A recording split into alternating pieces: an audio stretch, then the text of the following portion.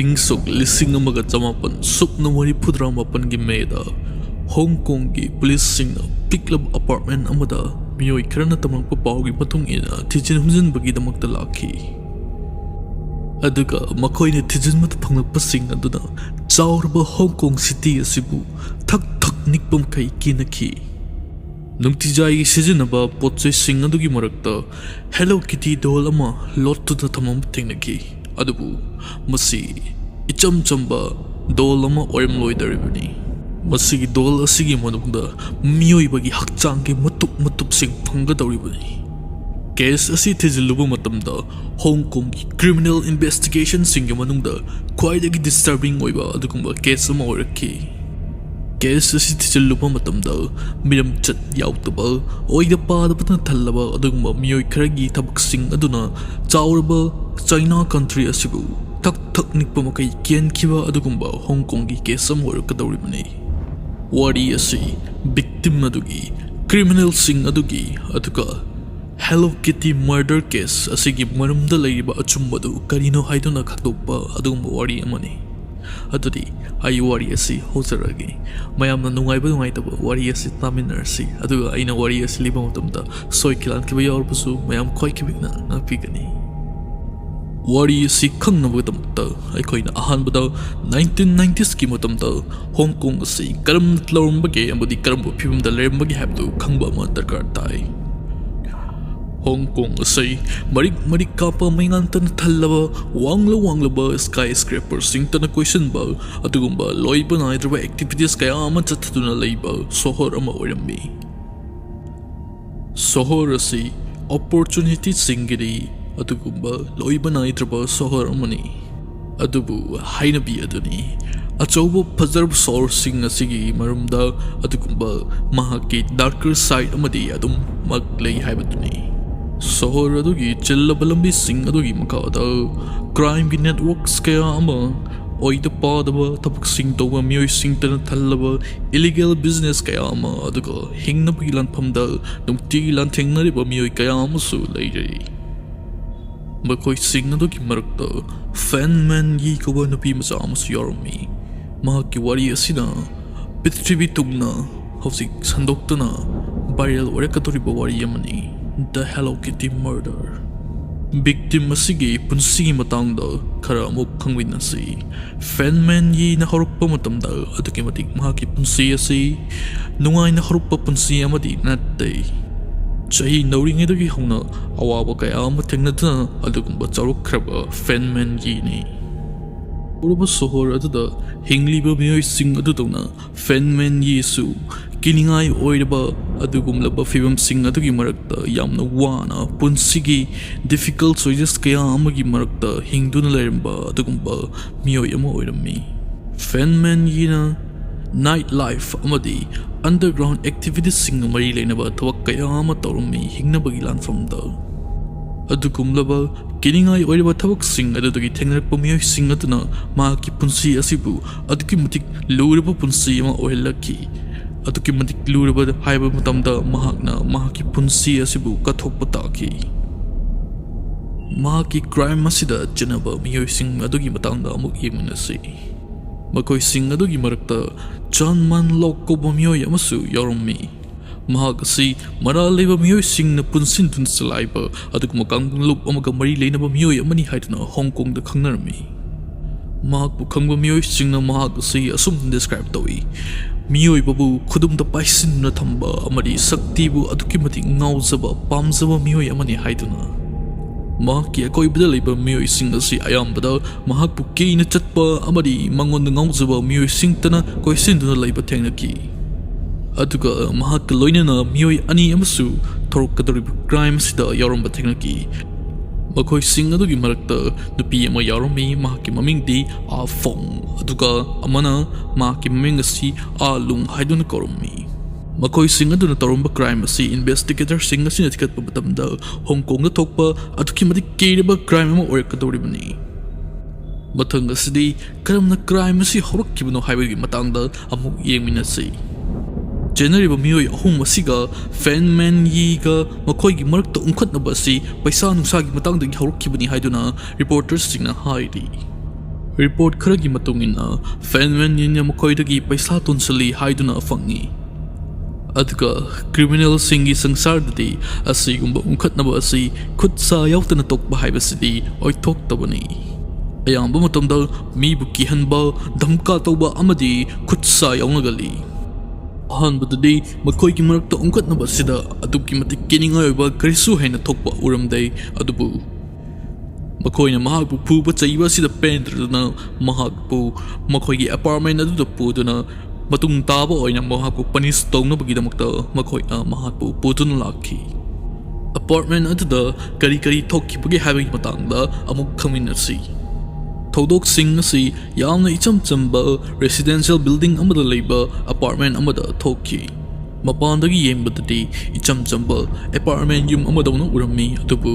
manungda kari kari thokibano habadudi yumthangnabasingna karimata khangde makoina nungtijai apartment asiki thong asibu fawduna chatpa matamda karimta suspect toramde adubu apartment athugi manungda mangda fawa thoklaroi thokdok kaya ama thokpa horakki. Fan Man-yee asi apartment asigi manungda hapta kaya ama ot naiba tawduna thamki. Generally miyoi ahum asina Fan Man-yee da apartment adugi manungda miyoi bagi sadat nattaba sadat kaya ama chatatuna abuse mathang repeatedly tawbiki. Investigators sing asina kona fangba moigi treatment singi matung inna Fan Man-yee da tawbikiba torture amadi abusing asi aduki matik yamna extremely disturbing oiba aduki matik panba fawa yadraba yamna disturbing oiba abuse kaya ama mathang lepa leitana repeatedly tawbiki hairi. Hen ngakningai oriba pot amadi generally miyoi ahum adugi mamanabani haiba kaya ama thodok asi thokpa matamda apartment aduda changba amadi thokpa toromi adubu thodok sing asibu una makoina usinhadaduna thodok sing asibu lephannaba amadi thingnaba kanamtana honakide. Matang sida yamna kiningai oiraba group psychology ki pot ama ui madudi akhoi sa ithantana kedawnungda tawroi du thabak adu karigma myoi ama ani na tawba horuklabadi akhoi su thabak aduda yawsinduna masigi thabak asi karisu nattamni haina khanduna adukumba crime adu tawba matamda yawsingalli. Akiba amadi control asina Fan Man-yee bu apartment aduda karamna fajinduna thambikibagi habagi matangda amuk yeminasi.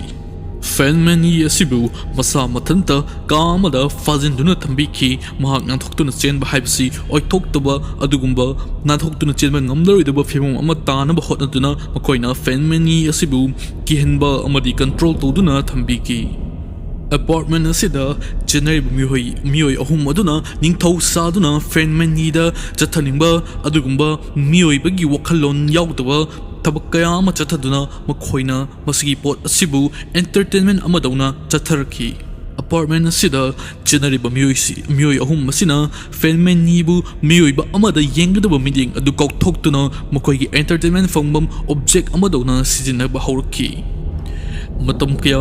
chada taktaba amadi makoigi abusing asi heman kibana Fan Man-yee apartment aduda adumak siki adupu mahak asi siraba matung phawbada mahaki wari asi loiroi dawdipani mahaki siraba matungda tholkadoriba thabak sing asina wari asibu aduki matik hena akiba wari ama oilakadoripani. Masina case asibu Prithvi sinba tungna phawkiba adugumba internationally infamous oiba crime ki case ama oirakadoripani. Crime asi tawraba matungda makoina evidence sing adabu karamna lotsinaba honakibagi habagi matangda amuk yeminasi. Fan Man-yee asi sire hek khangbaga makoigi group asina panic tawba hawrukhi. Makoina khangami maduri makoina tawriba crime asina tamthiraba chera kaya ama fangnabagi maram oirakani. Makoina police report tawbagi mahutta crime asi evidence sing adabu amumamta oina lotsinaba honakrakhi. Makoina evidence sing adabu lotsinaba honaba matamda aduki matik tamthiraba chatna pathap kaya ama sizinaki. Khara amana karisu leitaba potsai ama langthokpa dawna langthokpiki aduga khara amana lotsinuna thamki. Aduga tamthiraba decision amagi matungina makoina adugumba Fan Man-yee gi body gi part khara amadi Hello Kitty doll adugi manungda lotsinduna thamki.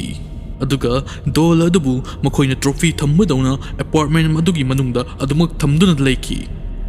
ꯃꯈꯣꯏꯒꯤ ꯃꯁꯤꯒꯤ action ꯑꯁꯤꯗꯒꯤ ꯃꯃꯤꯡ ꯂꯧꯗꯨꯅ case ꯑꯁꯤꯕꯨ ꯃꯇꯨꯡ ꯇꯥꯔꯛꯄ ꯃꯤꯑꯣꯏꯁꯤꯡꯅ hello ꯀꯤꯇꯤ ꯗꯣꯜ ꯍꯥꯏꯗꯨꯅ ꯈꯪꯅꯈꯤ꯫ ꯊꯥ ꯈꯔꯒꯤ ꯃꯇꯨꯡꯗ ꯌꯥꯝꯅ ꯑꯟꯑꯦꯛꯁꯄꯦꯛꯇꯦꯗ ꯑꯣꯏꯕ ꯄꯣꯠ ꯑꯃ ꯊꯣꯛꯂꯛꯀꯗꯧꯔꯤ, ꯃꯗꯨꯗꯤ ꯀ꯭ꯔꯥꯏꯝ ꯑꯗꯨꯗ ꯆꯦꯟꯅꯕ ꯃꯤꯑꯣꯏ ꯑꯃꯗ ꯌꯥꯝꯅ ꯀꯤꯕ ꯑꯃꯗꯤ ꯑꯦꯟꯖꯥꯏꯇꯤ ꯃꯍꯥꯛꯅ ꯐꯤꯜ ꯇꯧꯕ ꯍꯧꯔꯛꯀꯗꯧꯔꯤꯕꯅꯤ꯫ ꯃꯍꯥꯛꯅ ꯇꯧꯖꯈꯤꯕ ꯃꯔꯥꯜꯁꯤꯡ ꯑꯗꯨꯅ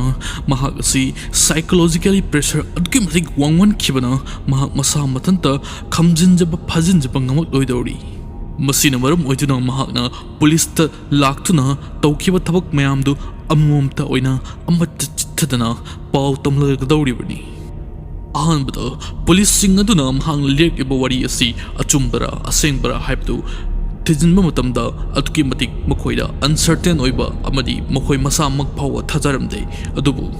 ꯄꯨꯂꯤꯁꯁꯤꯡ ꯑꯗꯨꯅ ꯃꯍꯥꯛꯅ ꯍꯥꯏꯔꯛꯄꯒꯤ ꯃꯇꯨꯡ ꯏꯟꯅ ꯑꯦꯄꯥꯔꯠꯃꯦꯟ ꯑꯗꯨꯗ ꯊꯤꯖꯤꯟ ꯍꯨꯝꯖꯤꯟꯕꯒꯤꯗꯃꯛꯇ ꯂꯥꯛꯈꯤ, ꯑꯗꯨꯒ ꯃꯈꯣꯏꯅ ꯐꯪꯂꯛꯈꯤꯕ ꯗꯤꯁꯀꯣꯕꯔꯤ ꯑꯗꯨꯗꯤ ꯑꯗꯨꯛꯀꯤ ꯃꯇꯤꯛ ꯍꯣꯔꯤꯐꯥꯏꯡ ꯑꯣꯏꯔꯕ ꯑꯁꯦꯡꯕ ꯃꯍꯥꯛꯀꯤ ꯅꯨꯄꯤ ꯃꯆꯥ ꯑꯗꯨꯅ ꯍꯥꯏꯔꯝꯕ ꯈꯨꯗꯤꯡꯃꯛ ꯑꯁꯦꯡꯕ ꯉꯥꯛꯇ ꯑꯣꯏꯔꯝꯈꯤ꯫ ꯄꯨꯂꯤꯁꯁꯤꯡ ꯑꯗꯨꯅ ꯑꯦꯄꯥꯔꯠꯃꯦꯟ ꯑꯗꯨꯗ ꯂꯥꯛꯇꯨꯅ ꯀꯥ ꯈꯨꯗꯤꯡꯃꯛ ꯆꯪꯗꯨꯅ ꯌꯥꯝꯅ ꯆꯦꯛꯁꯤꯟꯅ ꯊꯤꯖꯤꯟ ꯍꯨꯝꯖꯤꯟꯕ ꯆꯠꯊꯈꯤ꯫ ꯑꯦꯄꯥꯔꯠꯃꯦꯟ ꯑꯗꯨꯒꯤ ꯃꯅꯨꯡꯗ ꯀ꯭ꯔꯥꯏꯝ ꯑꯗꯨꯗ ꯆꯦꯟꯅꯕ ꯄꯣꯠꯆꯩ ꯀꯌꯥ ꯑꯃ ꯃꯈꯣꯏꯅ ꯐꯪꯕ ꯉꯝꯈꯤ꯫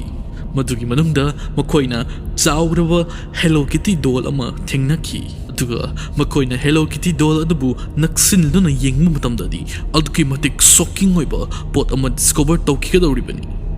ꯃꯈꯣꯏꯅ ꯐꯪꯈꯤ ꯃꯗꯨꯗꯤ ꯍꯦꯂꯣ ꯀꯤꯇꯤ ꯗꯣꯜ ꯑꯗꯨꯒꯤ ꯃꯅꯨꯡꯗ ꯃꯤꯑꯣꯏꯕꯒꯤ ꯃꯁꯥꯒꯤ ꯃꯆꯦꯠ ꯃꯆꯦꯠꯁꯤꯡ ꯌꯥꯎꯔꯝꯕ ꯊꯦꯡꯅꯈꯤ꯫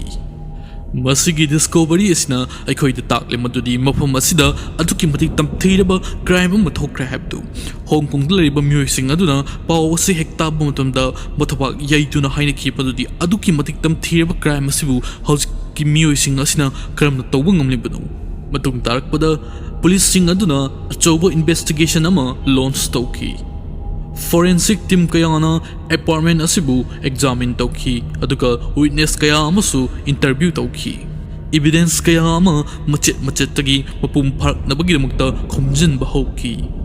ꯏꯟꯚꯦꯁꯇꯤꯒꯦꯁꯟꯁꯤꯡ ꯑꯗꯨꯅ ꯃꯈꯣꯏꯒꯤ ꯑꯦꯄꯥꯔꯠꯃꯦꯟ ꯑꯗꯨꯗ ꯂꯩꯔꯝꯂꯤꯕ ꯃꯤꯑꯣꯏ ꯑꯍꯨꯝꯗ ꯄꯣꯏꯟ ꯇꯧꯕ ꯑꯗꯨꯒꯨꯝꯕ ꯃꯣꯏꯒꯤ ꯀꯟꯀ꯭ꯂꯨꯖꯟ ꯑꯃ ꯇꯥꯔꯛꯈꯤ꯫ ꯃꯈꯣꯏꯅ ꯆꯟ ꯃꯟ ꯂꯣꯛꯄꯨ ꯑꯦꯔꯦꯁ ꯇꯧꯈꯤ,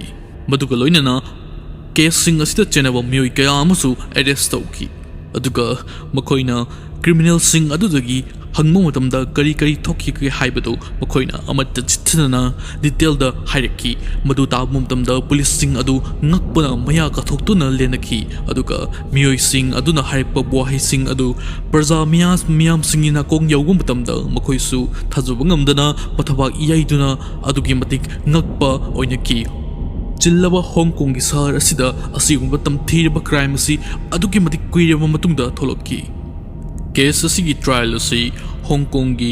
ꯀꯣꯔꯠꯀꯤ ꯀꯦꯁ ꯃꯌꯥꯝꯒꯤ ꯃꯔꯛꯇ ꯑꯗꯨꯛꯀꯤ ꯃꯇꯤꯛ ꯌꯥꯝꯅ ꯗꯤꯁꯀꯁ ꯇꯧꯅꯈꯤꯕ ꯑꯗꯨꯒꯨꯝꯕ ꯇ꯭ꯔꯥꯏꯜ ꯑꯃ ꯑꯣꯏꯔꯛꯀꯗꯧꯔꯤꯕꯅꯤ꯫